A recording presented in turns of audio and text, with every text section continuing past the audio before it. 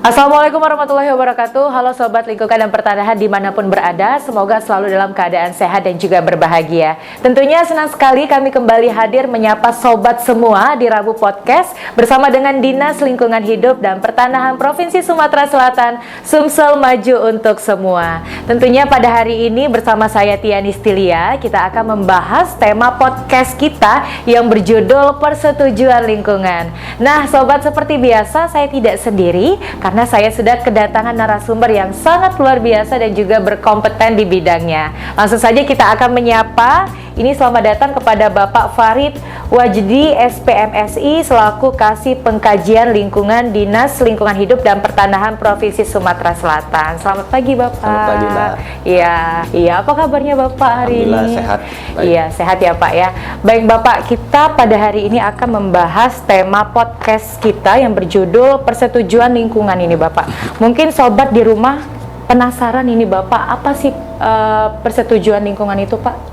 Baik, Assalamualaikum warahmatullahi wabarakatuh. Sahabat pagi ini kami akan menyampaikan berkaitan dengan persetujuan lingkungan. Jadi persetujuan lingkungan itu adalah keputusan kelayakan lingkungan hidup atau pernyataan kesanggupan pengelolaan lingkungan hidup yang telah mendapatkan persetujuan dari pemerintah pusat atau pemerintah provinsi, kabupaten, kota. Itu yang dimaknai dengan persetujuan lingkungan. Oh gitu ya Pak ya. Kalau untuk mengapa sih Bapak persetujuan lingkungan sangat penting dalam perlindungan dan juga pengelolaan lingkungan hidup? Persetujuan lingkungan itu di dalam perlindungan pengelolaan lingkungan hidup, di mana perlindungan pengelolaan lingkungan hidup itu adalah upaya secara sistematis dan terpadu yang dilakukan untuk melestarikan fungsi lingkungan hidup, yang dilakukan untuk mencegah terjadinya pencemaran dan atau kerusakan lingkungan, yang meliputi nantinya ada di dalam persetujuan lingkungan itu meliputi perencanaan, pemanfaatan, pengendalian, pemeliharaan, dan penegakan hukum. Itu kenapa itulah persetujuan lingkungan itu sangat penting di dalam pengelolaan dan perlindungan lingkungan hidup. Gitu ya Pak. Ya. Kalau boleh tahu Pak, ini siapa saja atau usaha apa saja yang harus memiliki persetujuan lingkungan Bapak? Usaha dan atau kegiatan yang mesti mendapatkan persetujuan lingkungan hidup itu semua usaha. Semua usaha, semua kegiatan yang menimbulkan dampak, baik itu dampak penting atau tidak penting, dampak besar atau dampak kecil, itu semua mesti memiliki persetujuan lingkungan hidup. Gitu ya Pak ya. Apakah ada kriteria khusus ini Bapak bagi masyarakat atau pelaku usaha yang akan mengajukan persetujuan lingkungan Bapak? Kalau kriteria khususnya sih sebetulnya tidak ada dalam ketentuan regulasi peraturan perundang-undangan. Tetapi setiap usaha kegiatan yang akan melakukan kegiatan itu nantinya mesti memiliki persetujuan lingkungan. Nah, nanti yang akan membedakan adalah jenis dokumennya. Oh, dokumen. Jadi dokumen. Jadi dalam persetujuan lingkungan itu nantinya dokumen apa yang mesti disusun oleh pelaku usaha.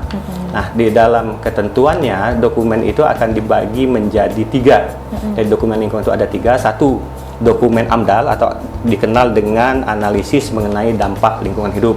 Yang kedua, UKL-UPL, upaya pengelolaan lingkungan hidup dan upaya pemantauan lingkungan hidup. Nah, yang ketiga adalah SPPL, surat pernyataan kesanggupan pengelolaan lingkungan hidup. Nah, nanti di sana yang akan membedakan. Nah, kegiatan ini wajib AMDAL, apakah wajib UKL-UPL atau SPPL. Itu yang akan membedakan. AMDAL itu apa Pak? AMDAL. Nah, AMDAL itu nanti dia kalau di ketentuan itu adalah dampaknya penting. Dampak yang ditimbulkan oleh kegiatan wajib AMDAL itu kegiatan dampak penting yang akan dilihat nanti skala kegiatan, luas lahan, luas bangunan, kapasitas dan lain sebagainya, itu yang menentukan. Nah, ketentuan kegiatan wajib menyusun AMDAL, UKL, UPL atau SPPL ini sudah dituangkan di dalam Peraturan Menteri Lingkungan Hidup dan Kehutanan Nomor 4 Tahun 2021 tentang jenis kegiatan yang wajib memiliki AMDAL, UKL-UPL atau SPPL. Itu kan tadi AMDAL ya Pak ya? Ya, kalau AMDAL. UPL atau SPPL itu? Ya itu tadi nanti kegiatan kalau UKL-UPL itu kegiatan yang dikatakan tidak terlalu penting, dampak yang ditimbulkan tidak penting. Jadi tapi tahapannya ya Pak ya? Bukan tahapan, jadi memang di dalam ketentuan kita lingkungan ini, dokumen lingkungan itu nanti dibagi 3. Oh, kriterianya. Tergantung jenis kegiatan. Tergantung jenis kegiatan. Tadi yang saya katakan di awal, luasan lahan, kapasitas, dan luas bangunan yang akan menentukan. Nah, ketentuan bagaimana dia wajib AMDAL, UKL, UPL, dan sebagainya. Tadi yang saya sampaikan di Peraturan Menteri Lingkungan Hidup 04 tahun 2021. Itu yang akan menentukan. Untuk persyaratan atau dokumen yang akan diajukan untuk dapat persetujuan itu? Persetujuan lingkungan. Nah, sebetulnya nanti pelaku usaha, siapapun, nah pelaku usaha ini bisa swasta, bisa pemerintahan, bisa nanti masyarakat akan mengajukan dokumen. Nah, persyaratannya adalah tentu pertama ada persyaratan administrasi, yang kedua nanti persyaratan substansinya. Nah, persyaratan administrasi biasanya yang kita butuhkan adalah kesesuaian tata ruangnya. Apakah kegiatan itu sesuai peruntukannya untuk kegiatan yang akan direncanakan. Yang kedua adalah penyusun dokumen. Nah, mesti mempunyai sertifikat dan kompetensi untuk menyusun dokumen lingkungan tadi. Nah, yang ketiga, apakah kegiatan itu bisa dilaksanakan di lokasi kegiatan. Kegiatan misal kita akan membangun pabrik CPO. Nah, bisa enggak lokasi itu dibangun untuk di lokasi itu untuk pabrik CPO? Atau lokasi itu sesuai enggak untuk pabrik CPO? Jangan-jangan ini peruntukannya bukan untuk lokasi pabrik, tapi untuk misalnya wilayah pendidikan dan sebagainya. Nah, itu. Nah, ditambah nanti dalam ketentuan PP 22/2021 itu tentang penyelenggaraan perlindungan dan pengelolaan lingkungan hidup, ada persetujuan teknis. Nah, persetujuan teknis, pembuangan air limbah, emisi, dan TPS limbah B3 nantinya. Untuk persyaratan atau dokumen-dokumen tadi, Bapak, di setiap daerah kan tentunya ada nih Bapak dinas lingkungan hidupnya masing-masing. Betul. Bisa melalui dinas lingkungan hidup yang ada di kota kabupaten, atau memang persyaratan itu langsung diberikan ke DLHP Provinsi Sumatera Selatan? Kalau persyaratan tadi berkaitan dengan administrasi, maka kembali kewenangan ke kabupaten masing-masing. Misal EPIS, kesesuaian tata ruang, nanti ke PA kalau memang lokasinya tidak lintas kabupaten, nanti di kabupaten yang bersangkutan. Nah, tapi kalau berkaitan dengan penerbitan persetujuan lingkungan, itu nanti ada pembagian kewenangan. Nah, pembagian kewenangan biasanya itu dilandaskan pada siapa yang menerbitkan izin usaha. Misal ada suatu kegiatan ini kebun kelapa sawit. Nah, yang menerbitkan izin usaha untuk perkebunan kelapa sawit itu adalah Bupati Wali Kota. Nah, maka persetujuan lingkungannya nantinya diterbitkan juga oleh Bupati Wali Kota. Begitu. Jadi tergantung kewenangan penerbitan izin usaha. Masing-masing tempat. Baik Bapak, nanti kita akan lanjutkan Bapak di segmen selanjutnya. Kita break dulu. Nanti di selanjutnya di Rabu Podcast bersama dengan Dinas Lingkungan Hidup dan Pertanahan Provinsi Sumatera Selatan.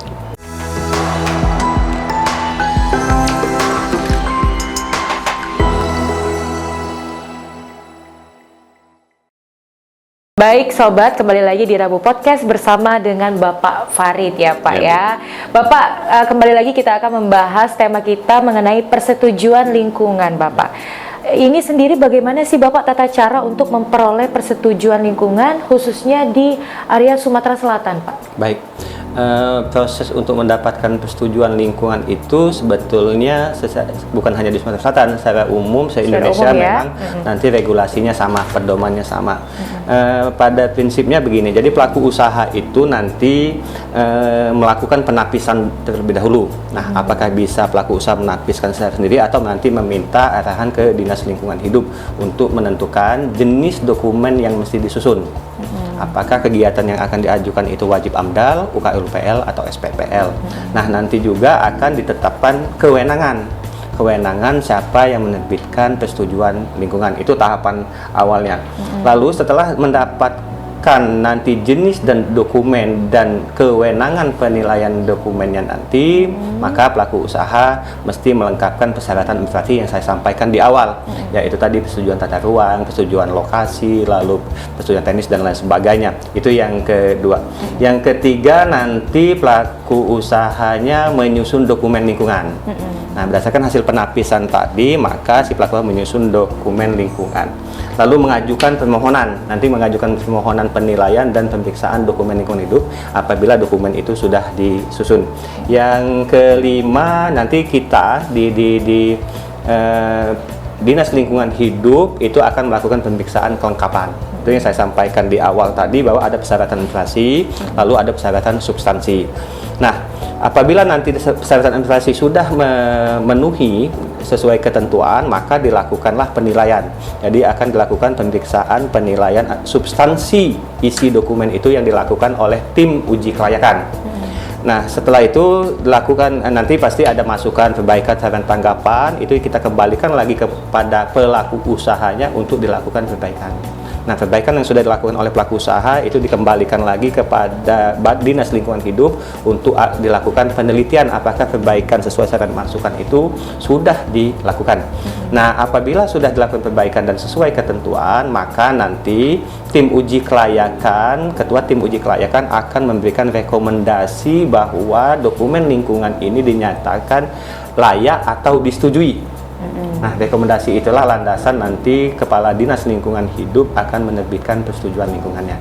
Itu tahapannya, Mbak. Baik, tadi ada persyaratannya Bapak, administrasi dan substansi. Mungkin sobat di rumah ini penasaran nih Bapak, mungkin ada juga yang ingin pengajuan kan Pak ya. Kalau untuk administrasi itu apa aja Pak, sama substansi itu apa aja? Nanti kalau administrasi saya sampaikan itu persetujuan tata ruangnya. Yang kedua adalah persetujuan prinsip bahwa lokasi kegiatan bisa dilakukan rencana kegiatan. Yang ketiga adalah nantinya persetujuan teknis, persetujuan teknis pembuangan air limbah, emisi, lalu pengelolaan limbah B3. Nah, kalau substansi nanti akan dilihat oleh tim uji kelayakan nantinya adalah sistematikanya. Lalu mutu dokumennya. Nah, mutu dokumen ini akan dilihat adalah konsistensi penyusunan bab antara bab 1, bab 2, bab 3 dan selanjutnya.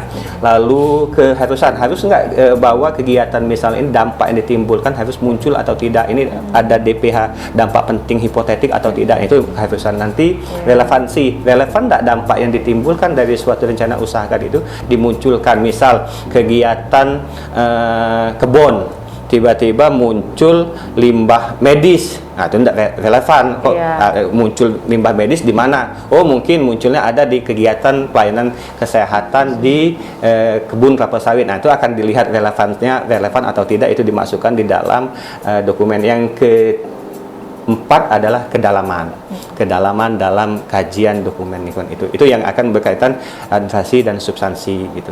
Oh gitu ya Pak ya.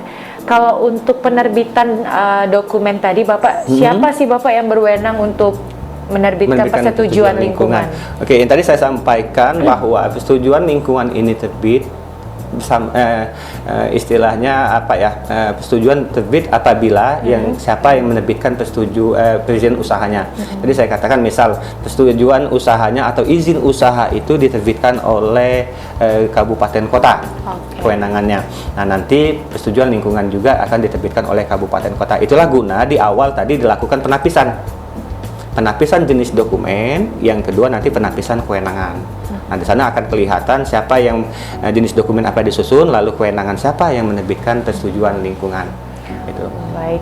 Untuk prosesnya sendiri berapa lama sih Bapak proses persetujuan lingkungan ya Mbak? Memperoleh persetujuan lingkungan. Nah, persetujuan lingkungan ini prosesnya akan beda. Sebab saya sampaikan di awal akan ada 3 jenis dokumen. Nah, tinggal apakah kegiatan ini wajib menyusun AMDAL, UKL UPL atau SPPL.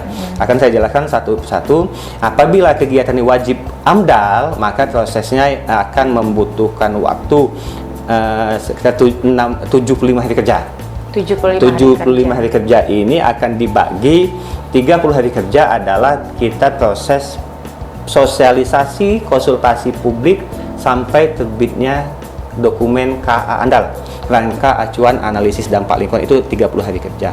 Nah, 40 hari kerjanya 45 hari kerja 45. nanti proses AMDAL sampai terbitnya persetujuan lingkungan. Nah, untuk kegiatan UKL UPL dalam ketentuan apabila dokumen dinyatakan lengkap, secara administrasinya dinyatakan lengkap, maka persetujuan lingkungannya mesti terbit dalam jangka waktu 14 hari kerja. Itu untuk dokumen UKL UPL. Nah, tapi kalau dia nanti wajib SPPL, nah dalam ketentuannya wajib SPPL ini kita masuk dalam sistem OSS yang ada di DPM PTSP. Nah, yang akan masukkan oleh pelaku usaha, nanti yang akan terbit munculnya adalah NIB. Itu tidak lama begitu dia input data pelaku usaha, kalau memang sudah lengkap data itu dalam suatu sistemnya, diokekan terbit NIB. Sudah selesai. NIB itu nomor induk usahanya. Oh, nomor induk usaha. Yang usaha yang milik usaha. Jadi kalau SPPL akan terbitnya bukan persetujuan lingkungan, tapi bentuknya adalah NIB. NIB yang diperoleh dari sistem DPM. OSS. Oh, OSS ya, OSS Pak, itu. ya? Jadi kita masuk dalam sistem itu, nanti kita memasukkan rencana kegiatan, dampak pelaku dan sebagainya, dampak ditimbulkan, dimasukkan semua dalam sistem. Begitu sistem mengatakan oke, sesuai ketentuan, muncul, tinggal cetak. Jadi kalau dia cepat memasukkan, 1 hari selesai. Mungkin hitungan jam, tapi kalau belum lengkap besok ngulang lagi besok. Iya, tergantung harus data. benar dilengkapi loh, Pak, ya. Betul. Apa Bapak sanksi bagi pelaku usaha ini yang tidak ada izin persetujuan lingkungan? Kalau sanksi sebetulnya ya dia tidak mendapatkan izin usaha sebetulnya. Jadi kan persetujuan lingkungan ini adalah persyaratan untuk mendapatkan izin usaha. Nah, tapi memang kadang-kadang pelaku usaha itu telah mendapatkan izin usaha tanpa persetujuan lingkungan. Nah, dalam ketentuan Undang-Undang Cipta Kerja Nomor 11 Tahun 2001 dan PP 22 2021 tentang penyelenggaraan perlindungan dan pengelolaan lingkungan hidup pada pasal 514 ayat 1 huruf A dan B adalah penanggung jawab usaha dan atau kegiatan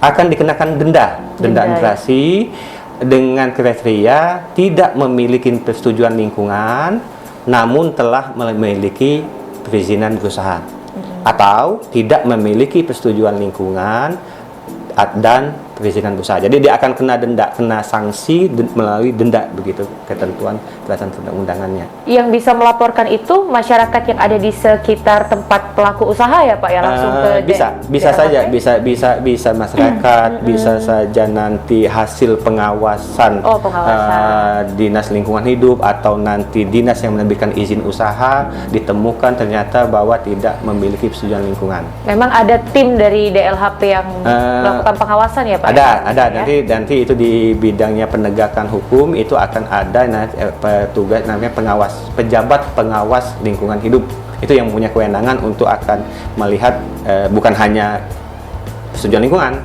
tapi kewajiban sesuai ketentuan peraturan perundang-undangan nantinya. Baik Bapak, kita break dulu, nanti kita akan lanjut di segmen berikutnya, tentunya masih bersama dengan Dinas Lingkungan Hidup dan Pertanahan Provinsi Sumatera Selatan di Rabu Podcast.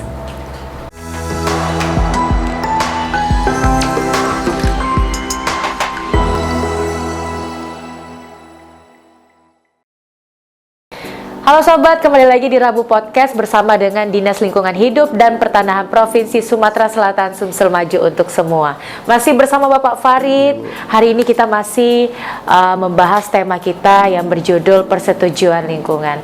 Untuk persetujuan lingkungan sendiri itu Bapak dokumennya apakah bisa juga ditolak Pak? Bisa. Jadi pada saat pembahasan dokumen lingkungan itu akan 2 keputusan yang akan diambil. Yang pertama, apakah dokumen itu dinyatakan layak dari aspek lingkungan atau dinyatakan tidak layak. Nah, apabila dinyatakan layak, itulah terbit keputusan kelayakan lingkungan hidup. Nah, tapi kalau dia dinyatakan tidak layak, nanti ada keputusan penolakan. Dinyatakan bahwa dokumen lingkungan ini tidak layak untuk dilakukan pembangunannya. Itu Pak. Itu Mbak, kalau memang dia dinyatakan dapat ditolak atau tidak.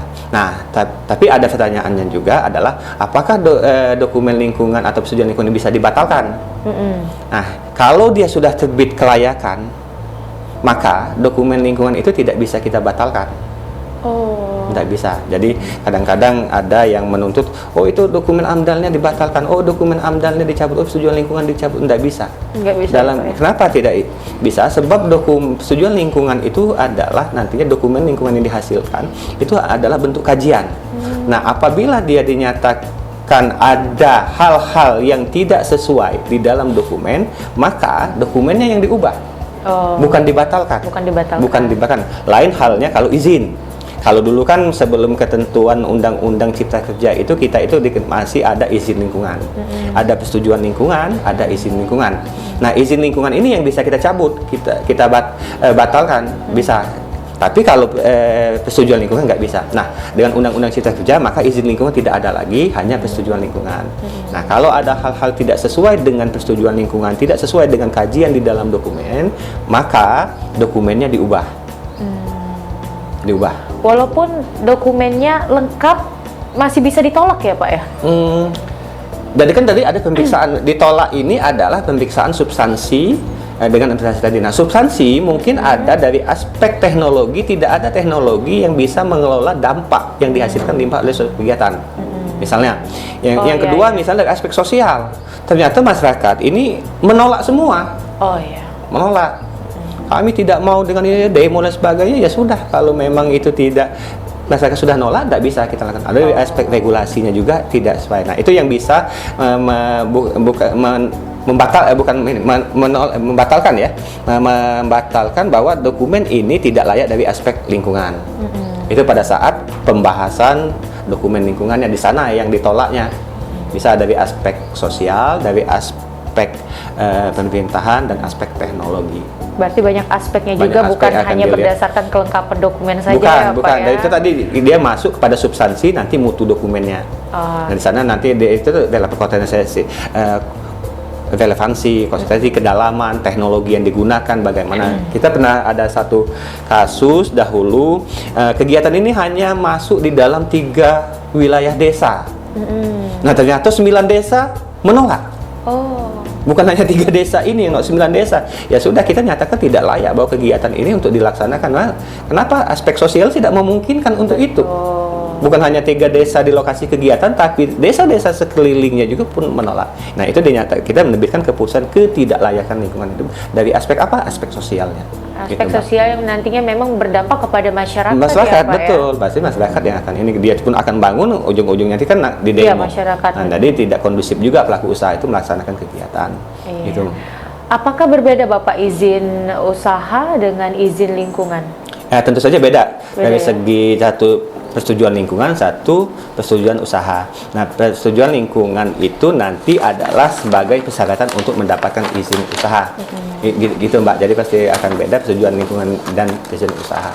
Sebab persyaratan untuk mendapatkan izin usaha itu adalah persetujuan lingkungan.